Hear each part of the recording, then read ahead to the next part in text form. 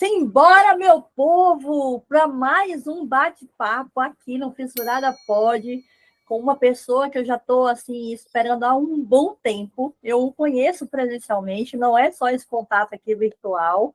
E depois que eu tive contato com essa pessoa, assim, eu estava falando para ele agora há pouco, né? Eu falei, suas palavras ecoam na minha mente até agora. Seja muito bem-vindo ao Fissurada Pod. Saulo. Muito obrigado pelo convite, eu me senti muito lisonjeado, né? Desde que nós nos conhecemos em São Paulo, no evento, enfim, e ter dado certo agora, para a gente poder bater esse papo aqui.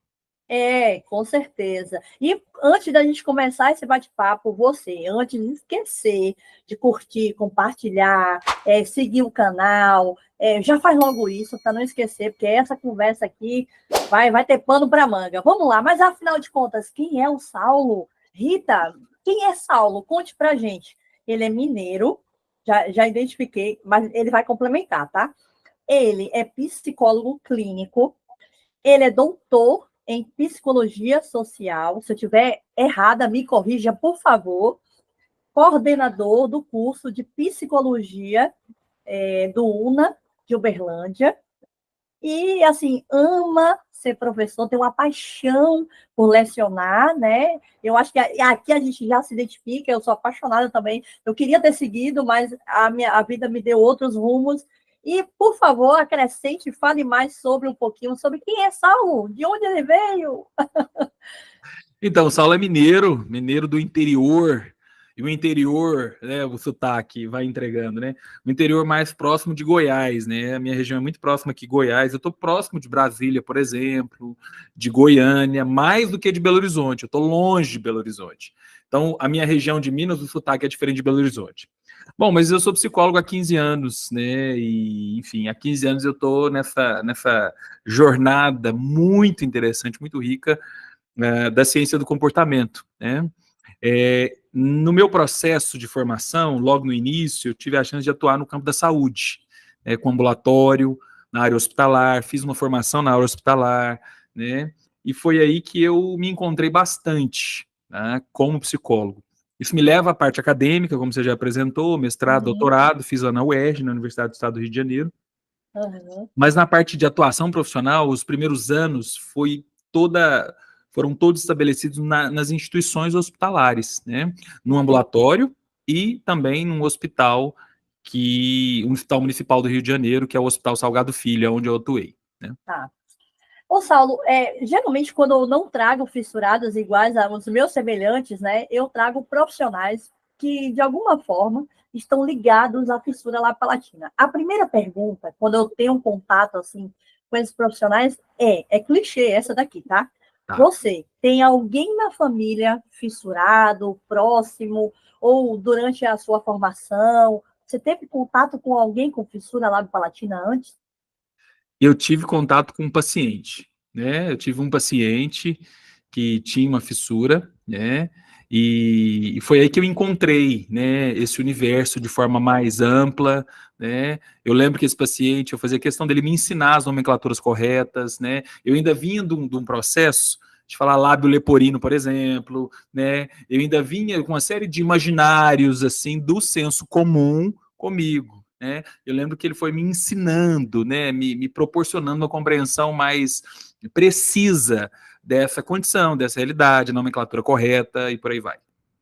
Maravilha. Aí, então já tem uma ligação, que foi pelo paciente, mas não teve realmente alguém da família que falou assim: eu vou me sensibilizar com essa causa e vou me aproximar dessa causa. E veja, isso é muito comum, é muito difícil encontrar algum profissional que se dedica à área da saúde, seja da cirurgia, da odontologia, da estética, que tem, assim, ainda não encontrei, né? Tipo assim, a minha filha ou alguém próximo, um parente.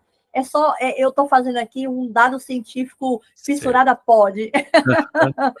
Mas então, olha, gente, como eu falei no iníciozinho lá, eu conheci o Saulo em um evento que teve por trás da face, onde ele trouxe um tema muito rico, e daí que eu falei, brinquei ali, que a minha cabeça explodiu, e realmente eu saí, assim, inquieta daquela palestra que ele deu. O tema da palestra foi ressignificando, e ele bota o re, né, ressignificando a vida. a intervenção na saúde mental de pacientes com fissura. Doutor Saulo, assim, por favor, nos norteie em relação a essa sua perspectiva, quando você nos abordou com a sua palestra, muito enriquecedora. Teve um ponto que você falou sobre trauma, né? Sobre traumas, e, enfim, trouxe uma parte um pouco ali, vamos dizer, fisiológica, né? Fisiopatológica do trauma e tudo. E aí eu queria que você, se pudesse, claro, nos enriquecer aqui, para todos os nossos ouvintes e telespectadores, sobre essa sua visão da saúde mental e o fissurado, que eu ouço tão pouco. E por que tão pouco? Gente, a gente precisa muito. Rita, então, acho que a gente pode começar falando do trauma em si, porque acho que esse é o ponto de encontro que a saúde mental, que um psicólogo, que um profissional de saúde mental pode ter com muita eficácia, digamos assim, com um fissurado, né? Com uma pessoa que padece, por exemplo, de uma série de memórias do que é existir, né, nessa configuração lábio-palatina. Né? E aí, como profissional de saúde mental, a reflexão que a gente foi tecendo lá no evento, e que é a que eu tenho pensado bastante e lido muito sobre isso, né, é sobre o psiquismo desse paciente ou dessa pessoa. Então, se a gente pensar, nós estamos falando de uma marca. Acho que a gente pode começar também daí. Uma marca que ela não pode ser escondida. Essa marca ela não pode ser tampada. Essa marca, ela é vista e ela é assim, ela é o cartão de visita, ela é o primeiro encontro, o primeiro contato, né? E naturalmente essa marca já fala de uma diferença diante de alguém que não tem essa marca. E na maioria dos nossos contextos sociais, essa diferença, via de regra, claro que a gente vai ter exceções, mas normalmente ela gera estranhamento, ela gera resistência do outro, ela gera piadas, ela gera preconceito, ela gera uma série de expressões de não acolhimento. E essas expressões, isso que vai sendo gerado, né, tem o efeito de causar o trauma. O que é o trauma? O trauma é um atravessamento que a minha existência, a sua existência vai ter no nosso desenvolvimento natural. Então, todo trauma compromete alguma coisa que tem um fluxo a ser desenvolvido. Então, imagina uma personalidade, uma autoestima, imagina um senso de segurança para si próprio, que tem um fluxo de desenvolvimento. Porém, no percurso, é atravessado, como um trem que atravessa mesmo, né? E acaba custando emocionalmente para aquela pessoa ter que administrar tudo isso e pensar, por que eu? Como é que é isso? Quer dizer, a forma como eu existo não é suficiente para o outro. A forma como o meu rosto ele acaba não sendo suficiente para ser benquisto, para ser acolhido. E pelo contrário, a forma como eu existo mobiliza o outro à rejeição, o outro a uma resistência, mobiliza o outro a tecer palavras, comentários, olhares que me custa muito. Acho que esse é um ponto. E isso é o trauma. O trauma é como, na minha existência, eu sou atravessado pela escolha do outro, e uma escolha que me custa, porque é uma escolha que dói, é uma escolha que me rejeita, é uma escolha que me resiste, é uma escolha que me desqualifica, né? É verdade. Existe ali um movimento, né, muito grande. Hoje, graças a Deus, com a rede social, estou aqui para provar isso. Não preciso ser perfeita, tem imagem perfeita, a voz perfeita, mas eu estou aqui dando voz àqueles que têm muito para falar e geralmente ficaram à margem da sociedade por ter um padrão estético diferente daquilo que a sociedade entende como belo e bonito e representativo. Enfim. Mas, assim, existe também aquele movimento que fala assim, mas o outro tem que aceitar a fissura, o outro, a sociedade tem que ter menos preconceito. Mas eu também, aí eu trago para a minha individualidade, eu passei um período, assim, de não aceitação muito grande, doutor.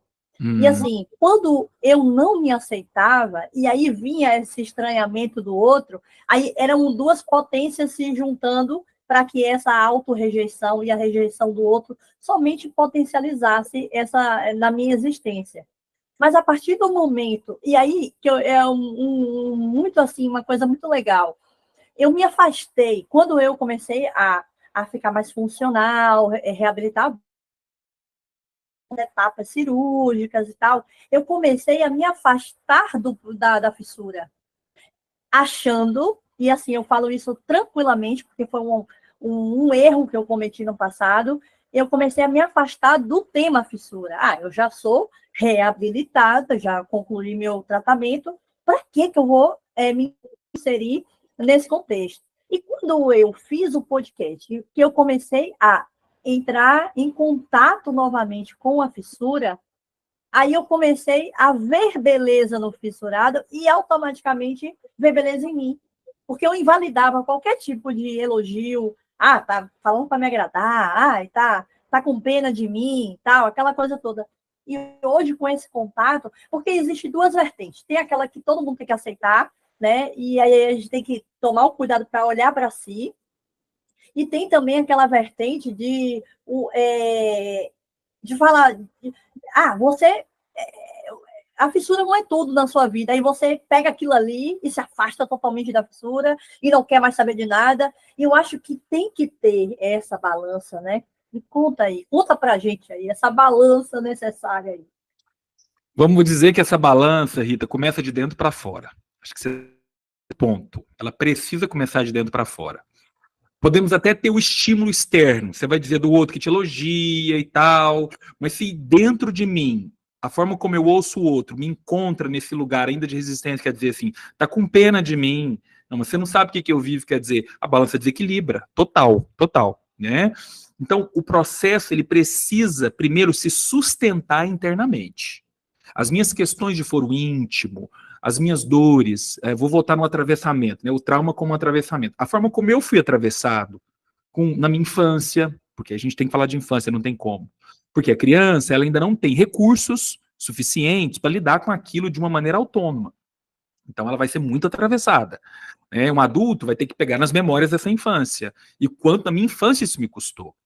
Mas o de dentro para fora é como eu me autorizo, e aí a psicoterapia é um lugar, né, muito importante para isso, né, a encarar as minhas questões pessoais de foro íntimo, né, a pegar essas dores, a dar nome para essas dores, a dimensionar quais foram os lugares que eu fui tocado por esses traumas, como isso me custou, quais são as reverberações disso, e na medida em que eu vou elaborando isso, que eu vou cuidando disso, que eu vou superando enganos que foram, né, cultivados, aí sim, de dentro para fora, eu começo a dialogar com o externo. Eu começo a me posicionar, por exemplo, com o estranhamento do outro, né?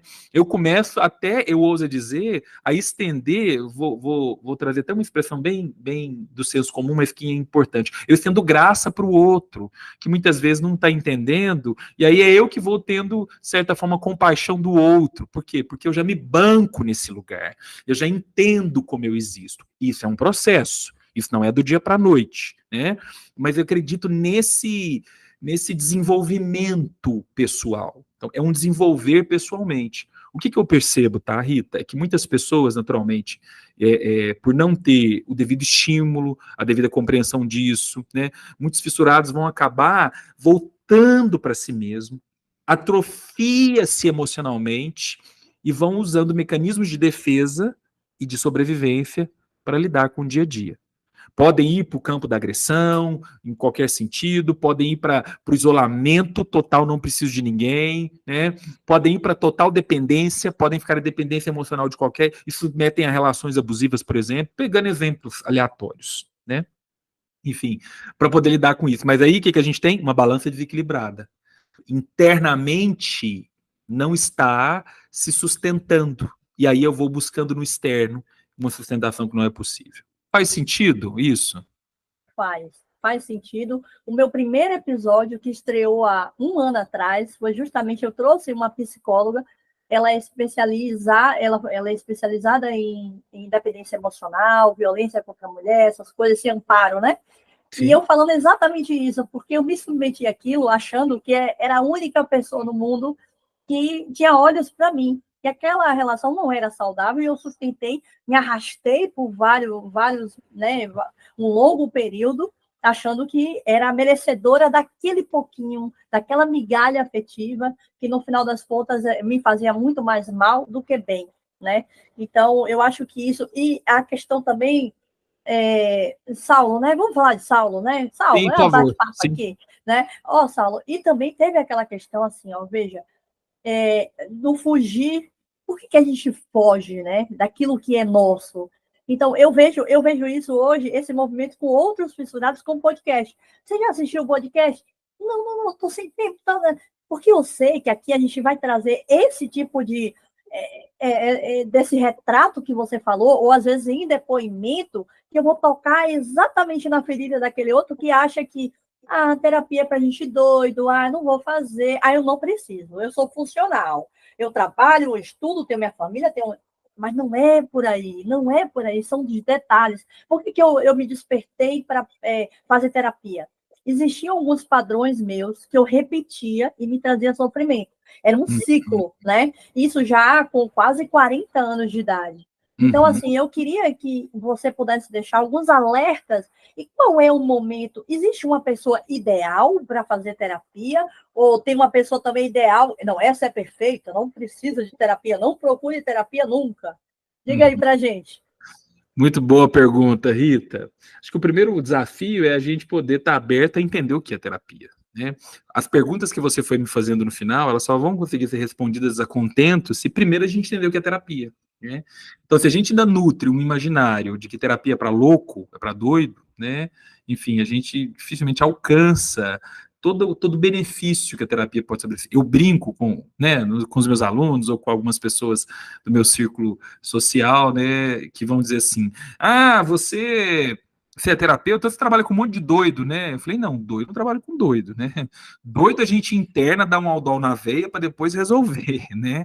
Quer dizer, o que a gente chama de doido louco, que é esse estereótipo, talvez, né, de uma crise psicótica, vamos falar em termos técnicos, né? De uma crise psicótica, de alguém que teve um surto, né? E esse precisa de uma intervenção muito específica, precisa de um psicofármaco para atuar, para que ele possa sair daquela crise e aí poder iniciar um tratamento, né? Nós, enquanto psicoterapeutas, nós vamos trabalhar com questões de outra ordem. Isso aqui é a exceção da exceção, né? Um psicoterapeuta, ele trabalha com a natureza humana. Então, qualquer pessoa, de qualquer configuração, digamos assim, né? De qualquer dinâmica funcional, tá achando interessante a expressão funcional, né?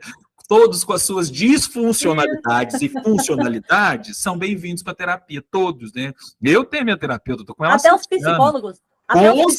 Com certeza, mas eu não abro mão psiquiatras. mesmo. Todos, né? Por quê? Porque é um lugar onde a gente pode pensar sobre as nossas questões de foro íntimo.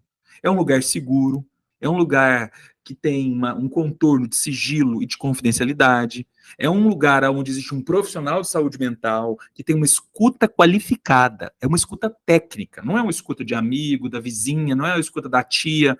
Essas escutas a gente tem por aí, tem o seu lugar. É uma escuta técnica que vai te acolher e que não vai ficar dizendo o que você deve fazer para a sua vida. Pelo contrário, ele vai mediar as suas questões de você consigo mesmo. Ele vai trazer reflexões antinaturais, reflexões que talvez no dia a dia você não teria. Ele vai trazer alguns confrontos necessários a partir das escolhas que você tem feito. Ele amplia a possibilidade de você enxergar um problema ou a solução dele em diferentes perspectivas. Então, só aí, Rita, a gente já entendeu que a terapia ela é bem-vinda para qualquer pessoa. E fato, nós vivemos um tempo onde o sofrimento psíquico, o sofrimento de alma, digamos assim, ele está cada vez mais agudo. A nossa rotina, os excessos, o estresse, tudo que a gente tem vivido tem nos deixado mais fragilizados ainda emocionalmente. Então, a terapia, mais do que nunca, se faz necessária. E aí, a última resposta, né, a partir da pergunta que você me trouxe. Quem é o terapeuta ideal, né? O que eu gosto muito de trazer quando eu vou indicar um terapeuta para um familiar, para um amigo, para uma pessoa mais próxima, né? Olha, tem que ser aquela pessoa que você chega, senta, começa a falar, e ao final do primeiro encontro, você já precisa, dentro de si, dizer assim, eu gostei disso aqui. Isso aqui está fazendo sentido para mim. Isso aqui agregou. Se ao final do primeiro encontro, assim, você sair um pouco pior do que você entrou, aquilo ali não agregou, não é essa pessoa. E aí não vou dizer, não é nem que ela é ruim, não, porque nós somos tão diferentes, nós temos tantas abordagens, tem tanta coisa. Então talvez vale a pena você experimentar uma outra pessoa ali no primeiro encontro, porque no processo psicoterápico é muito importante que logo no primeiro encontro inicie o que a gente chama de processo de vínculo. Sem vínculo não há terapia. E vínculo é uma construção. Mas o primeiro encontro é muito importante que o início da construção seja lançado. Tipo assim, a terraplanagem tem que ter sido feita ao final do primeiro encontro, né? E aí você vai dizer para si mesmo, eu quero isso, né? Eu quero me comprometer com esse autocuidado. É verdade. E eu vi um post seu falando exatamente sobre essa questão de explicar o que é terapia, né? Eu já, agora com um ano de muito contato com outros fissurados, geralmente a coisa que eu falo assim, ó, eu me arrependo de fazer terapia hoje. Aí as pessoas olham assim para mim, o quê? Falei, eu me arrependo hoje de não ter começado antes. Então, eu sou dessas, e o podcast ele foi lançado justamente com essa metodologia. Quando eu falo sobre as minhas dores, sobre o outro, ele se identifica comigo, quer queira ou quer não, eu estou fazendo um pedacinho do que vocês fazem aí na rotina de vocês. Eu já ouvi falar que o podcast não era terapêutico, não era terapia, mas ouvir o podcast era terapêutico. E eu ganhei meu dia quando eu ouvi exatamente isso. Sabe? Exato. Porque são as nossas dores. É diferente, Saulo, quando o entrevistado ele não tem fissura e vai entrevistar uma pessoa que tem fissura. Porque existe aquele olhar de cima para baixo, né? Diz assim, não, mas ele não é fissurado, ela não tem cicatriz. Então, como é que ela faz uma pergunta dessa? E eu, quando eu falo assim, cara, quando foi que você se achou diferente? Porque eu me achava. Quando foi que você achava, só era escolhida e nunca escolhia, porque você não achava que merecia ir lá escolher um parceiro ou uma parceira? Então, eu me sinto à vontade para dizer, eu às vezes tiro assim, né, o meu véu e digo assim, aqui, ó, eu passei por isso também, né? Então, não tem nada de problema com isso. Mas assim, voltando, que eu falo demais, viu? Mas voltando, o que me chamou foram duas palavras, duas frases que ele falou para mim sobre o que é terapia. Primeiro, nós não somos juízes para julgar vocês, e nós também não somos professores para dar uma bússola, uma rota, porque muitos, quando eu pergunto, voltei. Quando eu pergunto nesse contato com o fissurado, faz terapia? Uns me respondem assim, Rita, fazia quando era criança, mas está tudo bem agora, e não faço mais não. Tem outros que falam que começou, mas não faz muito sentido e tal. Será que nesses dois caminhos aí que eu apresentei para você, essas pessoas não estavam esperando um professor ou um juiz, né? Tem essa ideia assim, ele não falou nada, Saulo, cheguei aqui, falei um monte de coisa que eu fiz, ele não me julgou, ele não me ensinou como eu devo dar o próximo passo. Será que existe isso? Isso é muito comum, você acha? Muito, muito comum. Aí é onde também o terapeuta vai ter eu gosto de trazer a analogia de que o terapeuta ele é o anfitrião da casa. Então, assim, quando você vem para o meu consultório, quando você vem para o set é o enquadramento das nossas sessões, seja ela online ou presencial, né? Quem é o anfitrião do lugar sou eu. Então, eu preciso, sim, ficar muito sensível, né, a você, a forma como você chega, a escolha das minhas perguntas, né? O terapeuta é comum, dependendo do momento, que ele sustente um silêncio, e isso é um pouco desconfortável. E por que o terapeuta, às vezes, precisa sustentar o silêncio, né? Para que você se ouça. Porque a relação terapêutica, ela é de outra ordem. Quer dizer, vamos voltar aqui, né? Como você falou, não é um juiz, não é um professor, não é um padre para você vir confessar e ser absolvido dos seus pecados. Quer dizer, não é aquele conselho de vizinha, não é a minha tia que tem receita para todo mundo da família. Nada disso. Cada um dessas expressões, desses papéis sociais, tem o seu lugar. A terapia é um lugar singular, né? E sim, ela só existe, ou melhor, ela se sustenta, ela é sustentável na medida em que você se abre para o processo.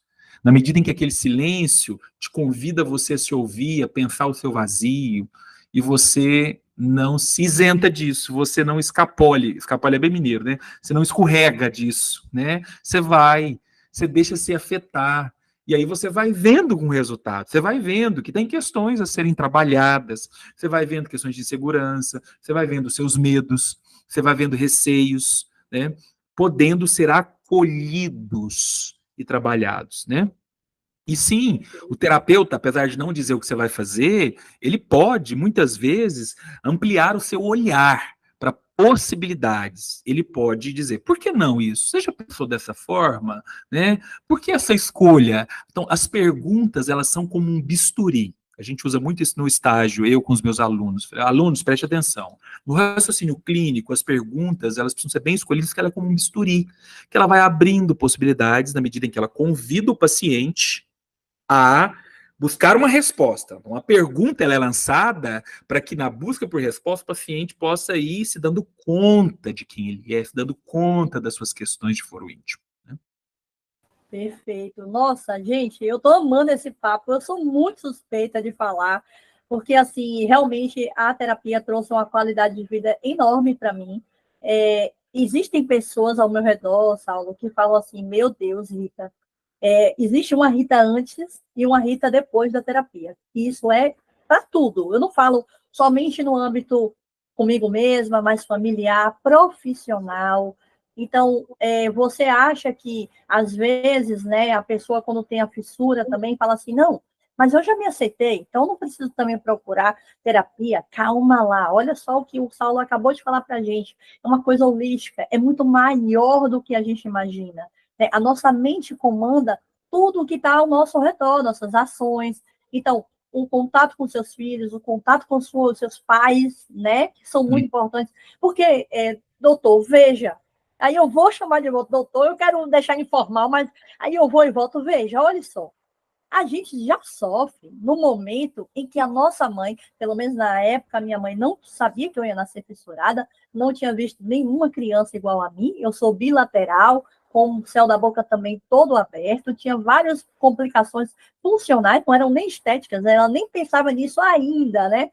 Então, imagina, a negação da minha mãe passou por uma fase de negação, porque eu fui escolhida para ser uma mãe de um bebê fissurado que eu nunca vi na minha vida. Então, veja, o nosso processo, ele vem da hora que a gente nasce, ou muitos agora na gestação, que já sabem que vão ter um bebê fissurado, até nos acompanhando até a fase final do tratamento. Então, conte aí para a gente, assim, é necessário esse olhar de dizer assim, eu tem que acontecer o pior para eu ir lá correr. Não, é isso que eu quero, eu não sei se eu estou me deixando claro, assim, Claro.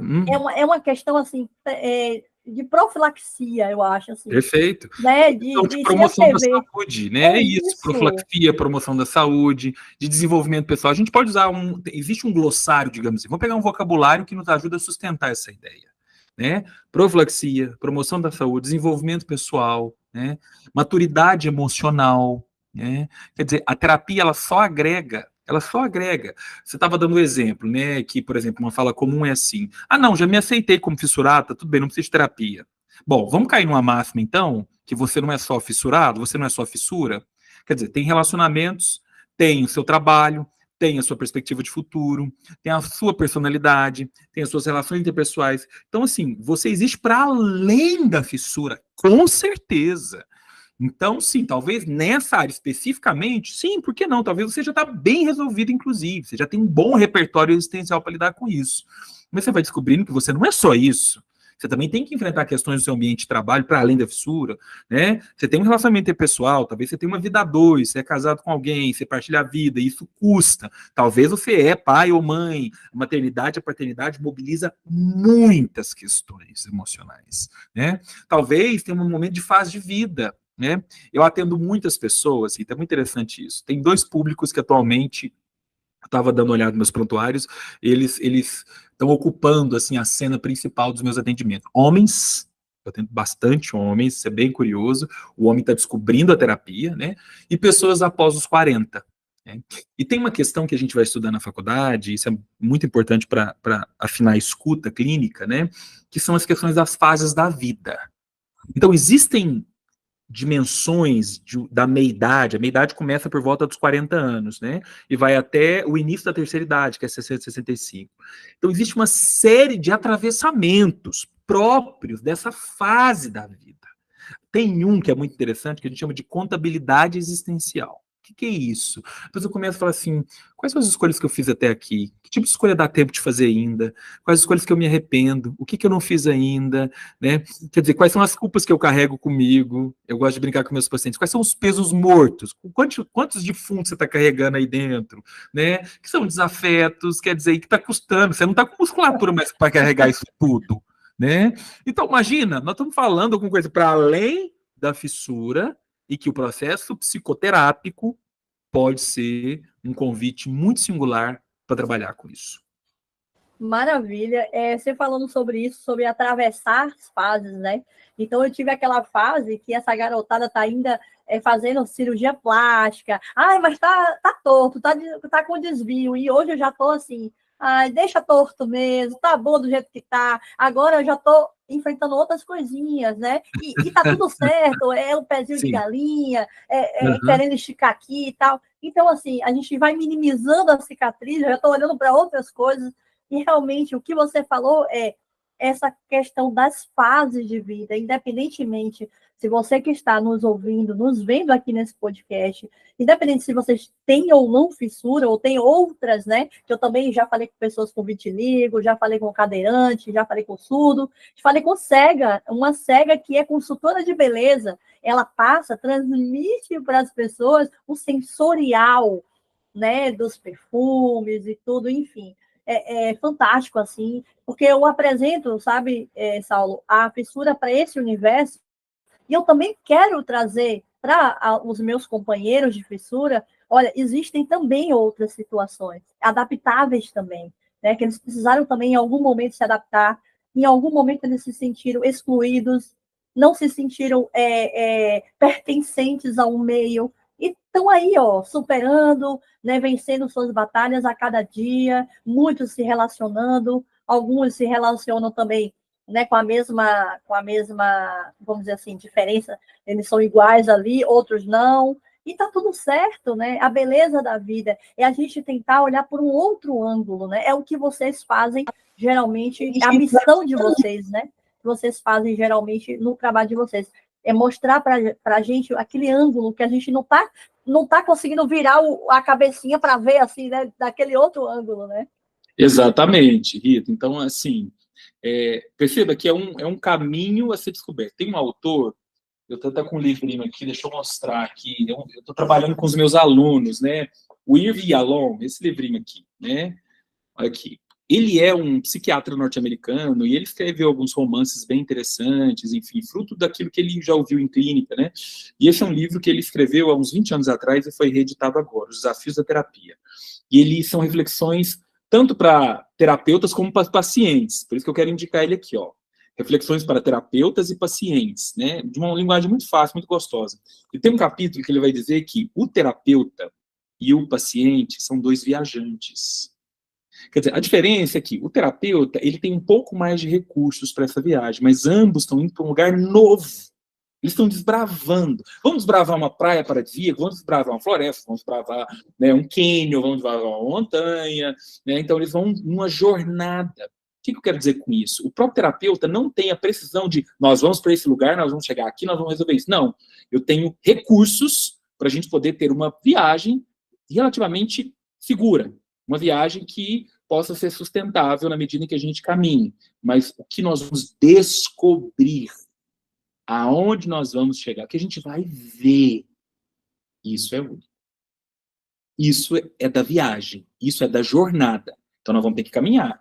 Eu falo muito isso com os meus pacientes, muito, como analogia para ajudá-los. Principalmente esse que chega, sabe? Que chega tateando, que chega assim, será que eu preciso disso aqui? Ele marca, ele desmarca, assim, no primeiro encontro, aí ele volta de novo, por favor, vamos tentar de novo. Eu sei que não deu semana passada, eu já sei fazer essa leitura. Eu faço a leitura de início e falo, vamos. Ele está tateando, ele está se testando, ele está me testando se eu vou ou não com ele, né? E aí eu trago essa analogia, vamos viajar juntos, vamos desbravar isso, é um desbravar, é um processo.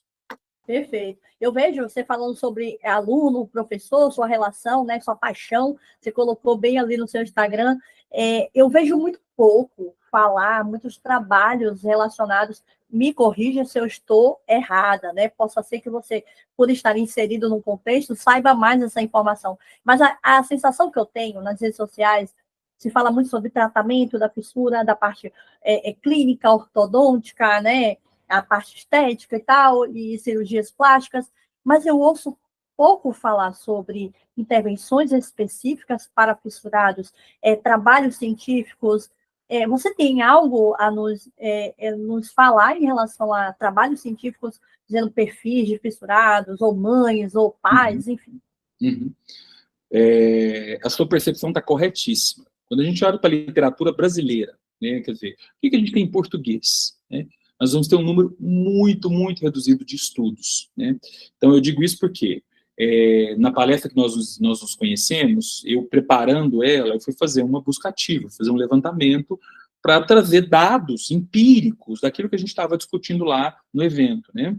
E, para minha surpresa, eu encontrei pouquíssimas, não estou dizendo que não tenha, tem, mas são poucas expressões, muitas vezes pesquisas mais ativas, um estudo de caso, alguma coisa assim. E aí, então, eu me desafiei, como a pesquisa é uma das minhas áreas de atuação, eu ampliei minha busca, para onde eu fui para portais que têm periódicos em outras línguas, né? A gente chama do PubMed. PubMed, que é um grande portal que tem inúmeros periódicos, né, que traz ali artigos em inglês, em chinês, em alemão. Aí eu encontrei. Aí você começa a ver uma série de pesquisas que foram feitas em diferentes momentos, em diferentes universidades, em diferentes centros de pesquisa, sobre a saúde mental dessas pessoas. Eu me lembro de uma especial, resgatando aqui, sobre a infância, né? E estava procurando mensurar qual era o efeito da presença de qualidade dos pais, dos recursos, a gente chama de recursos sociais, né? São os recursos que aquela criança vai tendo naquela fase de vida que a gente chama da primeira e segunda infância, que seria, né, de 1 aninho até 6, 7 anos, né? Então, essa pesquisa procura uma comparação de como as crianças de 6 anos, que tinham muitos recursos, quer dizer, muita presença do pai, da mãe, a escola era muito presente e tudo, comparando com crianças que tinham pouco recurso, ou seja, ou não tinha o convivência com um dos pais, ou tinha uma ausência grande, porque os pais tinham que trabalhar bastante, ela tinha que existir de maneira mais autônoma, né? Tendo que lidar com a sua fissura. Lembra disso, no contexto social, o outro que chega, que vê, que fala, que ri, que estranha, o infamiliar e etc. Né? E aí essa pesquisa procurou, então, levantar essa dimensão mais empírica dos recursos e comparar com a saúde mental dessa criança agora. A pesquisa foi com essa criança agora adulto, não foi com ela na infância. Resgatou-se os dados da infância, esse adulto contando como é que foi a infância, e comparou com a saúde mental desse adulto, né, fissurado, que um dia foi criança. E a pesquisa é muito categórica. Aquela criança que tinha presença de qualidade, não é ter recursos financeiros, majoritariamente. Não é ela ter feito, sabe, as 5 cirurgias, 6, 7, todas, não é disso. Não está falando nem do tratamento fisiológico em si, está falando dos recursos afetivos. A saúde mental desse adulto que teve na infância recurso afetivo, ela é bem mais expressiva do que aquele adulto que talvez teve o melhor tratamento, porém pouquíssimo recurso afetivo. Né? Então a gente tem uma pesquisa, é um dado empírico, dizendo para nós que existe um recurso que precisa ser observado, ele precisa ser potencializado, ele tem que ser desenvolvido. Recurso afetivo, a presença de qualidade, a afirmação, né? A identidade que vai sendo desenvolvida, a autoestima, paralelo a todo o processo externo de ter que lidar com a minha condição, mas com uma afirmação de um outro que me ama, que cuida de mim, que traduz esse afeto e cuidado na rotina, no dia a dia, no tempo de qualidade. Isso, então, vai, de certa forma, a gente chama de desenvolvendo um repertório. Eu tenho conteúdo para lidar com momentos em que esse adulto vai estar comigo. Então, amanhã na adolescência, quando eu tiver que enfrentar sozinho algumas coisas sem a presença do meu pai, o que eu tenho? Recurso. Amanhã, quando eu tenho que ir para o mercado de trabalho, quando eu tenho que ver ali que eu estou sendo muitas vezes desclassificado do processo seletivo, seja lá o que for, porque esteticamente eu estou aquém. O que eu tenho? Recursos de alguém que me disse que eu não preciso ser definido pela minha fissura. Quer dizer, esse recurso me ajuda. Quando eu não tenho recurso, quando essa experiência que é inevitável, né, Rita? Imagino que você poderia dizer isso muito para mim. Como em alguma experiência foi inevitável, de você sozinha ter que encarar, para além da sua mãe, para além de quem. Quando você sozinho tem que encarar uma realidade sem o recurso, você acaba sendo, assim, vou usar uma expressão que eu já usei outras vezes, atravessada. Você é atravessado, um trem te atravessa. Você olha para dentro de si, você não consegue ter nada para se sustentar. É verdade. Você desaba. Você vai se desabando, você vai se decompondo emocionalmente, depois de uma entrevista, depois de uma roda de amigos, enfim, e aí você volta arrastando para casa, você volta arrastando para sua realidade, por quê? A ausência de recursos. Perfeito, a gente já está chegando para o finalzinho, e aqui eu vou fazer uma declaração pela primeira vez, eu nunca fiz isso antes, e me sinto à vontade, depois de tanto, né, tanta conversa, tanto insight, né, e riquíssimo. Eu passei, sabe, Saulo, a minha vida inteira, assim, achando que tudo era fissura. Se desse algo de errado na minha vida, as críticas que eu recebia, que no fundo eu era sempre a rejeitada, que existia um fundo da fissura sempre que ela vinha à minha frente, e não a Rita mesmo, de fato. E eu só fui perceber que essa onda de coisas embaralhadas na minha cabeça não eram a fissura.